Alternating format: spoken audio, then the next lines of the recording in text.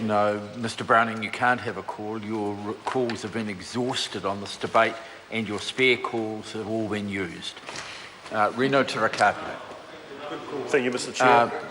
I beg your pardon?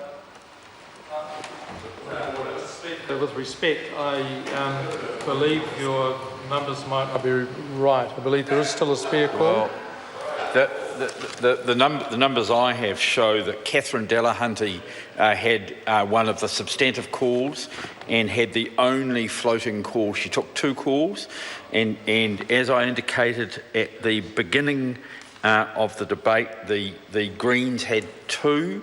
They were used tonight by Eugenie Sage and Catherine Delahunty. If the figures were incorrect there, the member might want to talk to Kevin Haig, James Shaw, and I'm not sure who DR is, who had the earlier calls. Blame Catherine, Steve. Sorry? I believe there's another one for Jan Logie to come that I could use. There is a further call that can be held on the next theme, but the member has used all calls on this theme, or the party has all calls on this theme and all of the spare calls.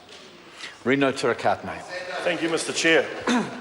I'm pleased to take a call on this appropriations debate. And sir, I want to talk about the forgotten primary industry by this government, and that's the fishing industry and also its sister aquaculture industry. Because sir, we have heard 3 calls from government ministers, 15 minutes of kōrero from the ministers, and not once, other than a passing reference to maybe some spat research and some rescuing of some freshwater fish and some drying up rivers down south, we have heard nothing from these ministers and from this government on our fishing industry.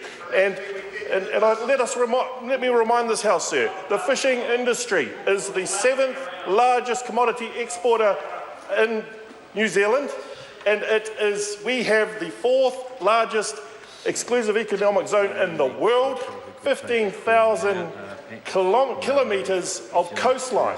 It is a very important industry, and not only that, sir, it is important culturally, it is important socially.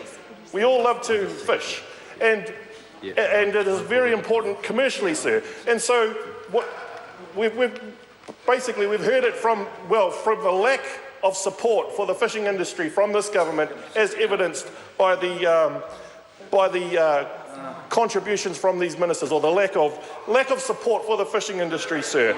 And if we delve into the financial review, sir, we can see that there is no leadership. There is no leadership from the minister, because we know he has been disempowered by his cabinet because of the disaster that occurred in the Snapper 1 fishery and the debate that roared from that fiasco, sir. And so we're not getting the leadership in the fishing industry. And if you look into the great department of MPI, where is MPI fishing? It's an undersized, under-resourced little back office within MPI, and that's what our great fishing industry has been turned into under this government, sir. And if we look at the fishing industry, sir, that industry is funded largely through cost recovery levies from the commercial operators. They pays their way. And sir, they would expect better services out of MPI and from this government. And as an example, sir, let us look at the frontline fisheries officers. I mentioned earlier how vast our fishing resources are and how vast our fishing industry is. And yet we have barely over 100 full-time fisheries officers actually investigating and working across our fisheries. And that's across that vast fishing area. Coupled with that, sir, there is just lack of resourcing all the way through MPI. And the commercial sector has been underserved by this appalling minister, lack of leadership. He is not coming up with any of the goods, and it's evidenced by this financial review. No mention whatsoever from the minister about the 7th largest commodity export industry in our country, the great fishing industry. And so, sir, we are not seeing the resourcing going into frontline officers, and we are also not seeing these other proposals which the government has talked about. And 2 weeks before the election, we heard about these proposed recreational fishing parks. Yeah, where are they? Well, we are waiting to see the discussion paper. It was supposed to be released months ago, and yet we're still waiting. So Another broken promise. Another broken promise. It occurred back in 2008, and now it's repeating itself. And so, sir, this is a government that's absolutely disempowered. They are not delivering for the fishing industry.